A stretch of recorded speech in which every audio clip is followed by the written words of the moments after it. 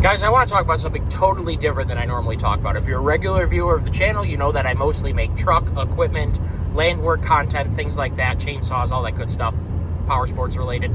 But today we are in a 2017, I think it is, it's 17, yeah, 17, Fiesta ST. This is the most surprising compact slash, I'm going to call it a sports car. I don't care what anybody says. This is a great car. We're going to kick it up just a smidge, just because we're in the fast lane here. We're going to talk a little bit about the pros and cons of this car and why I think it is one of the most underrated modern cars ever, period. First of all, commuter car. This thing is small, is so easy to drive. So it is a wonderful commuter car. It is also a wonderfully economic car. This car gets unbelievable fuel economy. This is a long-term average, okay? This is my dad's car, okay? He doesn't touch this thing. I'll bet you there's 50,000 miles worth of average on this average. 40 miles a gallon, which is not abnormal to literally hand calculate up there or way higher, depending on the situation.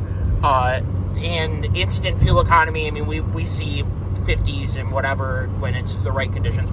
We're going to drop it a little bit right now. My dad generally doesn't do 70 something miles an hour, okay? He's generally driving our mix. You should know what we're doing. We're from Michigan, so a mix of highway commuting miles and some city driving. We don't have terrible traffic here, but occasionally we get some construction because the state tree of Michigan is obviously a construction cone because it's a nightmare. If I can drive here to where I am right now to Auburn Hills without hitting construction, I'll be surprised. Actually, I know I'm going to hit construction. Just know that I don't live in California. I don't live in the mountains, and I live in Michigan. So this is a Michigander's point of view of what I think a wonderful car is, and there's not that many comparable new vehicles to this right now. Hot hatches are kind of a dying breed, and this was kind of a special hot hatch. I'm going to tell you why. The Fiesta is a small car. It's much smaller than a Honda Civic, and it's much smaller than a Ford Focus, for instance, and a Cobalt, and a Golf, and this is a much smaller car, and yet it has a very high-performance engine. This is a 1.6 liter, I know, high-performance 1.6, with a turbo. It's an EcoBoost motor. For the weight of this car, which if I'm not mistaken is like 2,600 pounds. So with me in it, we're a little less than 3,000 pounds rolling right now. I'm a bigger guy. Still a pretty light car. And we have over 200 horse to work with. And tons of torque, a flat torque curve. This is a ridiculously easy car to drive. So know that going into it. But we should probably talk about the comfort things first, because that's probably what matters. First of all, you've been dealing with the cracked windshield. I know, I'm sorry, it needs to get done. I have not had any time to do so.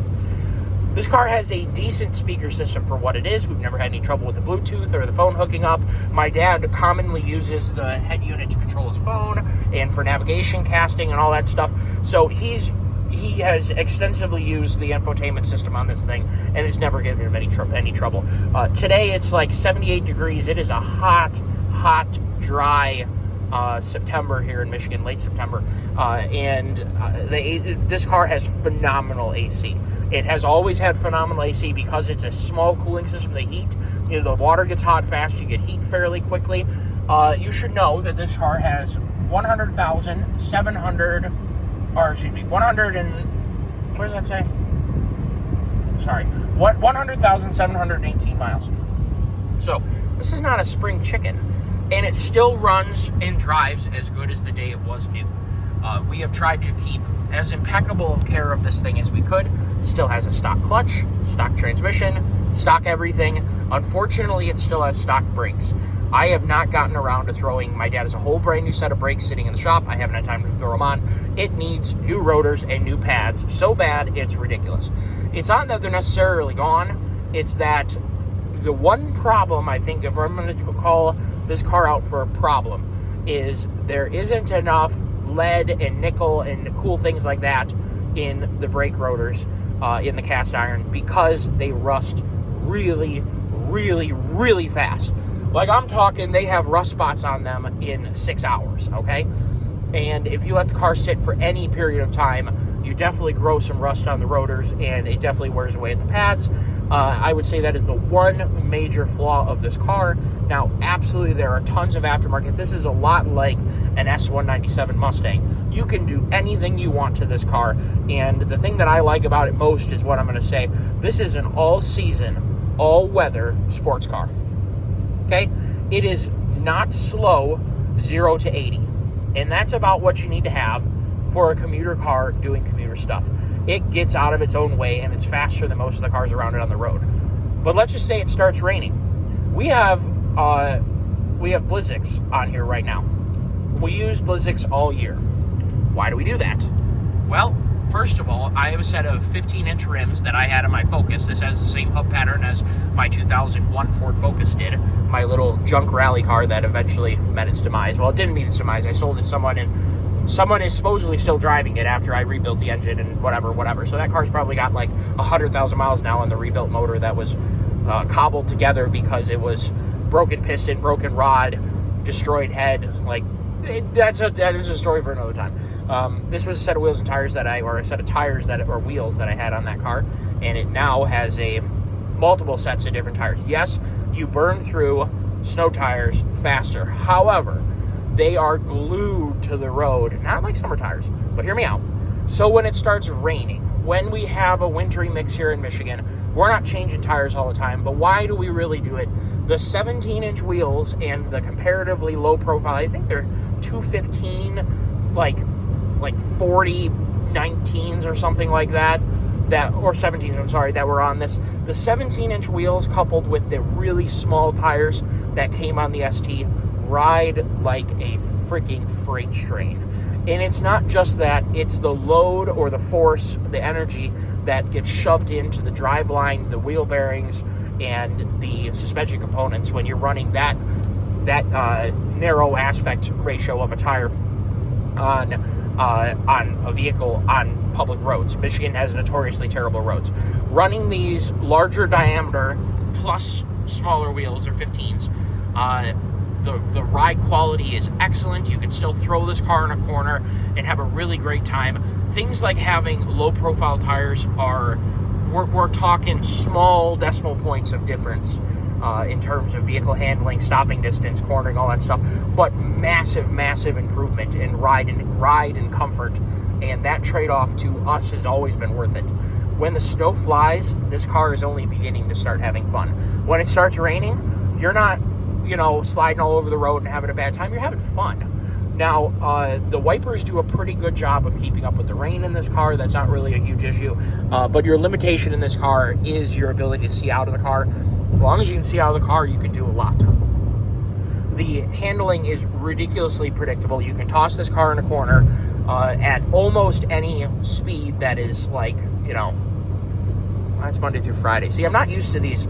I don't do a lot of commuting myself, and these new rules about high occupancy vehicle things are strange to me. Anyway, let's see here. The braking, when they are new brakes, and they were pretty good brakes, and good enough where you could do some pretty heavy stopping. We've taken this thing to Pennsylvania and down to Virginia a couple times for different work trips and things like that when we didn't want to rent a car, and we'll talk about comfort in 2 seconds on that, interior comfort, but you can definitely have a lot of fun in the mountains with this car. And if you get, and it's very common at elevation, if you're going in the fall or the spring to get some snow, and especially October, November, it's a great time to go for a road trip, except for when you get up in elevation in the Appalachians, you tend to get a little bit of snow. And if you're in a performance car on summer tires, that might come and bite you right in the rear.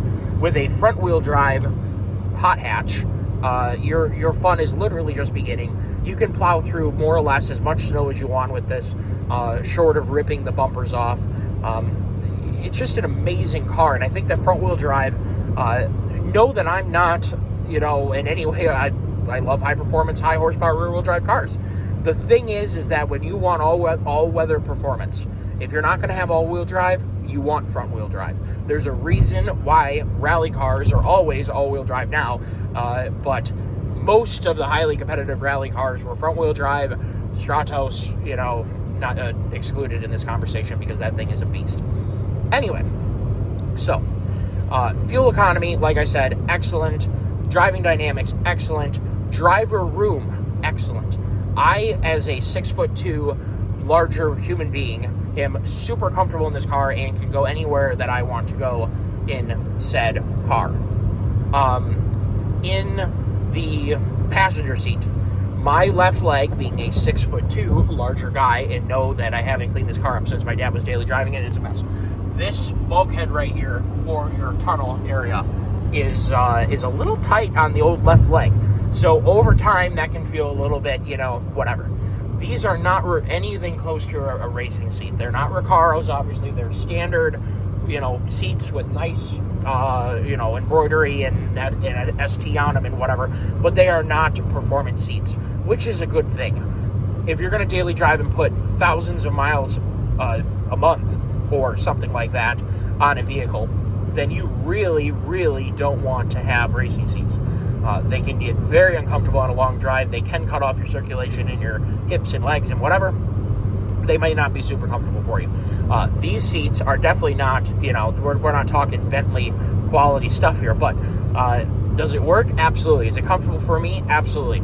If you have a more bony body, then your opinion is probably going to be far different than mine.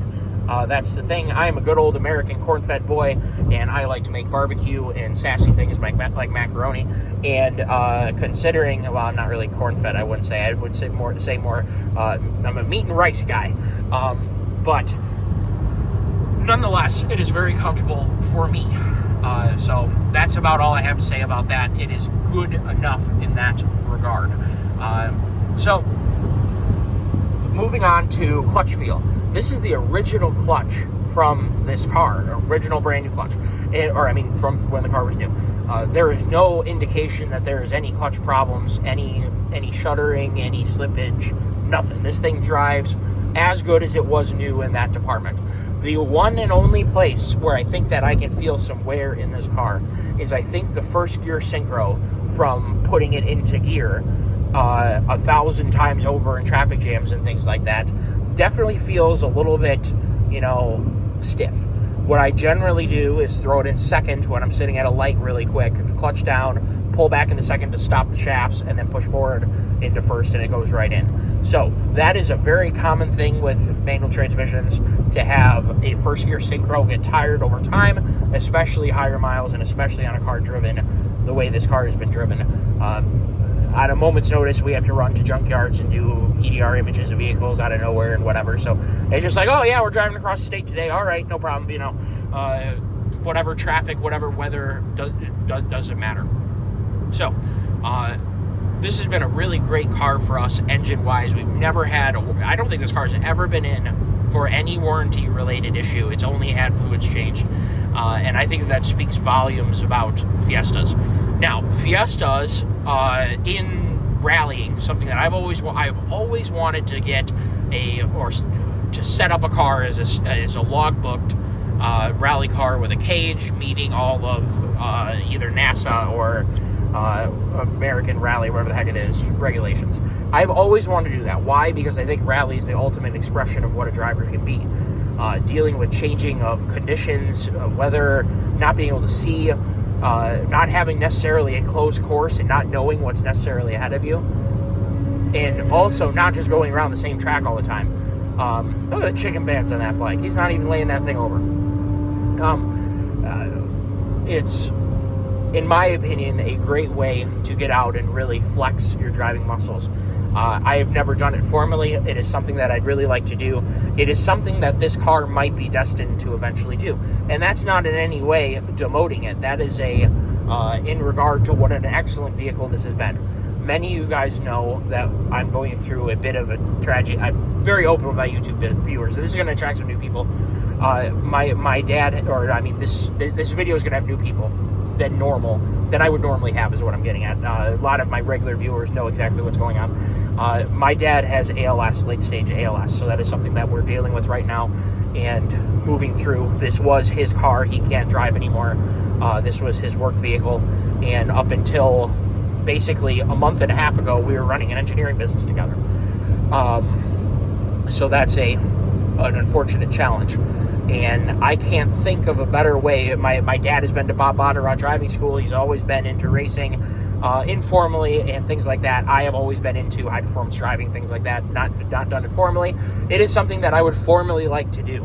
And this car, being that it is, been paid for years ago and is in great condition and mechanically and aesthetically sound, is a great car to have a cage installed and look at making a logbook rally car.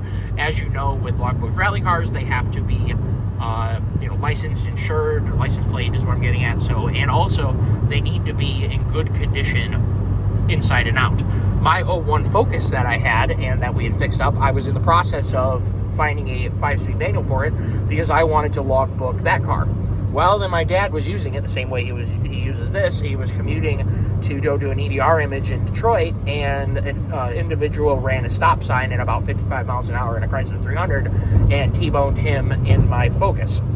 And as such, I had to pull the dent out. The car was now functionally damaged, and that car is long gone, unfortunately. So this car is not functionally damaged, and that means that the long-term thing for this is I think that I would like to get involved in doing some stage rally stuff on the YouTube channel, because that would be ridiculously cool to learn that, and it's something I have always wanted to do, and I'm talking like since I was a kid. My dad introduced me to rally racing videos that he had on VHS or whatever of the olden days when I was young. Always been interested in rally, and I think it's a direction that I'd like to go. What I'm getting at with all this is Fiestas are used, you may not know this, extensively in stage rally, autocross, time, or hill climb stuff, things like that, because they are a phenomenal performance platform, very reliable, very powerful for what they are. They perform very well in the size class of vehicle that they are for a stock-like class. And of course, as you well know, Ken Block had a Fiesta that was not in any way stock, but I think that would have still had a 1.6. I guess I'd have to look at that. But rally cars are going to have most likely SID-EV transmissions and differentials, and that would have been all-wheel drive and whatever. But in the more normal person rally sense, Fiesta STs are highly used, highly sought after, heavily supported in terms of new engines, having backup engine and trans, things like that. The thing is that we have a great car that we could use for that, and that's a direction that I might look to go. That or I get another one, but I already have this one and I can't see a reason not to. The biggest thing stopping me from that is, like we've talked about, this is an incredible commuter car. Really high fuel economy. We do run premium. This has always had premium. There's never been a drip drop of 87 ever put in this car. Always had premium. We've always been very careful about LSPI. For those of you who don't know what LSPI is low speed pre-ignition. And what that means, it's a very interesting phenomenon, actually. With a direct injected engine, you have very, very atomized fuel being injected as the piston is still coming up. And when the piston is coming up, the rings are scraping along the bore and removing oil at a very high speed. The piston speed of an engine is extremely fast, okay? When this takes place, the oil gets scraped off the cylinder wall at a stupidly fast rate, and little teeny particles are accelerated to extremely high speeds. They might be very small, but they pack a lot of energy, and because they're moving extremely fast. And when they strike a fuel particle, which is a highly atomized fuel particle, and when you have highly atomized fuel because of direct injection, you have a lot of oxygen surrounding that fuel, and being struck by the oil is enough to detonate the fuel. So you have all these little teeny detonations all caused by oil flying around, and how you avoid that is to run higher RPMs and not load the engine up with extremely high loads. So a lot of fuel going in, potentially some boost going in at low RPM, and that is why you never ever lug one of these engines. They are beautifully smooth and capable at 1,000 RPM or 1,500 RPM. But if you're in, say, fourth and you're only doing 20 and you're doing 1,500 RPM and you step on it, you're running an extreme risk, especially if you do it for a prolonged period of time, of causing extensive piston damage, which is obviously going to end up blowing up the motor.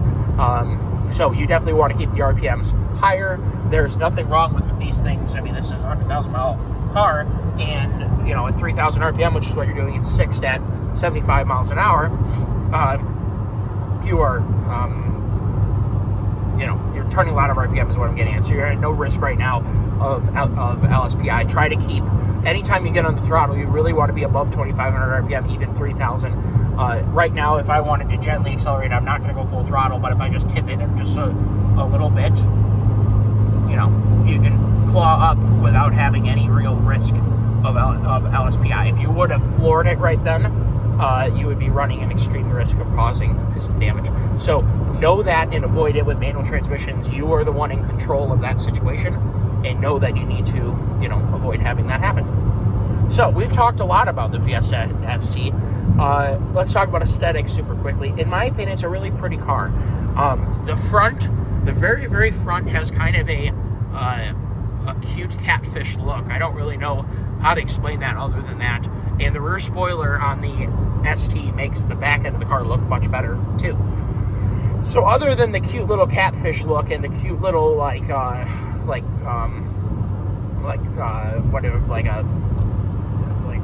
am I going to say this? Like a cartoon eye. The headlights have kind of like a mascara eye thing going on, and that's probably a little bit different. The front could have a little bit of a girly view, but here's the thing. I've got a 6-year-old daughter. This thing could be bright pink. I could care less what it looks like. I don't need to, you know, measure my manhood. This is a great car, irregardless of how it looks. In my opinion, as long as you ignore the headlights look a little bit, you know, interesting, as well as the oh man, what am I trying to get at here? As well as the kind of shrunken down look. Let me look at pictures here in a second. I'll take some pictures when I get to Great Lakes Crossing here, of the front end of the car. It looks really good from a side view. It looks very, very sporty from a side view. From the front view, like I said, the headlights are a little different, and the front end looks a little bit different, but nothing too crazy. The Focus RS and ST certainly look more aggressive and less cute than the Fiesta ST. However, I wouldn't let that bother you. One last closing thing too is this may be a small car, but because of the way they designed this, you can see it's got extra little windows up there that are really cool, really help you see. But the dash is farther forward than a Focus, so you'd be surprised, even though the car is definitely physically smaller. There's no doubt about that. The interior space is pretty darn surprising. I will tell you that we can easily put my dad's reclining wheelchair with the rear seats down in the back of the car. When you put the rear seats down and you have a flat load floor, it is surprising how much stuff this thing will hold. So definitely a great feature of it. If you have full-grown 6'2" men in your front seat, know that it probably isn't going to be the potentially the most comfortable thing for a backseat human. See, I almost missed. I never come up here, so you can hear the brakes. They sound a little bit squirrely. Well, a little bit of service goes a long way. We've done very good on servicing every other part of the car, but here, listen to the. Oh yeah, the rotors have definitely seen some. They've seen some mountains and some whatever. Really quickly too. For a small car, it has such an easy driving. That's probably not the right way to say it. It's just got so much torque and it's so easy to drive. So right now we'll just spin her up, throw in a second. Should be about perfect. Corner it out here. We do need to get into this other lane. It does kind of bring the hooligan out in you, I'm not going to lie. So, we'll take some exterior views of this sassy thing. I'm meeting my wife. I have been out taking care of my dad. And it's Sunday, and I thought it would be really nice to let him have a nap. And I am we're going to go to the Renaissance Festival for the last day of the year there. And we're going to go to the sea life thing here because I like going to aquariums. I'm a child inside. You know, I'm a full-grown man that doesn't play golf, but I like going to aquariums. So, you know, whatever. And, of course, Bass Pro Shops. You can't not go to Bass Pro. We should probably get out of the right-hand turn-only lane because the car in front of us didn't do it either. Anyway, if you guys enjoyed this kind of very informal but somewhat passionate review about this really excellent car, Let me know in the comments if you enjoyed it. I gotta remember how to do this. I think we go. Do we go here? No, that's Top Golf. I can't remember what I'm doing. So, we will talk later. And like I said, I hope you guys enjoy the video. Oh, you know what we could do really quick? Well, we could see. Driving one-handed. Here, we'll do a little. Yeah, we're gonna have to get going here because there's an Audi behind us. Little half-throttle acceleration for you. It's a nippy little car. It's fun to drive. Oh, you know what? That would be an amazing line of work to work for CN trains. That'd be so interesting. I don't know anything about trains. I met a guy who works for CN. He is an accident reconstruction person for the train, for train accidents. I do accident reconstruction for vehicles, for motorcycles, semi-trucks, cars, you know, pedestrians, all that good stuff, bicyclists. But to do it for trains, talk about really, really cool. I think that would be amazing. But anyway, so we're in second right now. We're just going to kind of claw up. I'm just trying to show you a little bit of the driving dynamics of this thing. We're clawing up a little bit of a hill at, you know, less than 2,000 RPM. And this engine just has just the most incredible tractoring ability. And I think it's a wonderful sounding engine. I would love to swap. So I have a 1978 Lotus Eclat that I have the Cosworth engine for it. I think it's called a 912 Cosworth. I think it's like a 2.3 or 4 liter or something, 2.2 or whatever. My dad started restoring it many, many years ago, freaking 2 decades ago. And we've slowly been tinkering on it one at a time. He bought it from Florida. We drove down to Florida to get it and had a seized clutch. So we had to get it into the trailer. It was very interesting. And we get it home and replace the clutch. He redid all the suspension 20 years ago. New brakes. It's got inboard rear drum brakes, which is awesome. Really cool car. Super duper cool car. And I have wanted to, because supposedly that Cosworth engine is fairly rare. And the other thing is that it's going to be, you know, an English engine with English engine crap. I really wanted to put either a 2.0 or this 1.6 engine with a Mustang longitudinal manual transmission. Now, the one crap part about that is MT82s are terrible. But, you know, I think that would be ridiculously cool to put a modern, super lightweight engine into the Lotus, as opposed to putting in the original engine, which I know goes against everything, but Lotus Eclat has basically no interest in it at all. If I wanted to sell it to someone, I don't think anybody wants it. So I thought that would be really cool for like an autocross car or something like that. The torque in this thing is just incredible. It's just crazy for such a teeny weeny little engine. This is a 4-cylinder, by the way. It's not a 3-cylinder. So 4-cylinder 1.6. It is just such a tractable and easy to use engine. I just love this thing. So I'm going to get out and take a couple exterior reviews. Go walk around a few minutes because my wife isn't quite here yet. And I hope you guys enjoyed the video. And we will talk later. Take care all and have a wonderful day.